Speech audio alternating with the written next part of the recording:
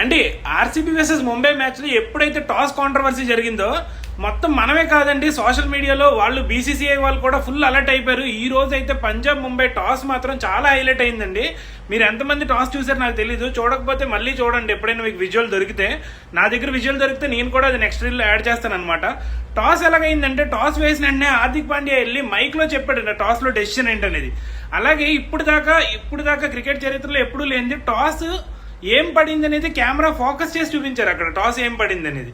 ఆ తర్వాత టాస్ లో డెసిషన్ ఏంటనేది బ్యాటింగ్ తీసుకున్నారా బౌలింగ్ తీసుకున్నారా అని చెప్పారు అనమాట. ఇది ఎంతమంది అబ్జర్వ్ చేశారో చెప్పండి. అలాగే ఆర్సీబీ వర్సెస్ ముంబై మ్యాచ్ లో టాస్ విషయంలో ఏదైనా తప్పు జరిగిందా లేదా మీరేమనుకుంటున్నారో కింద కామెంట్ చేయండి.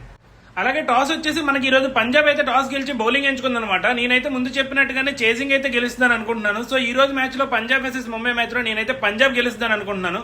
మీరేమనుకుంటున్నారో కింద కమెంట్ చేయండి. అలాగే మన ఇన్స్టాగ్రామ్ ఛానల్ లింక్ కూడా బయోలో ఉంటది.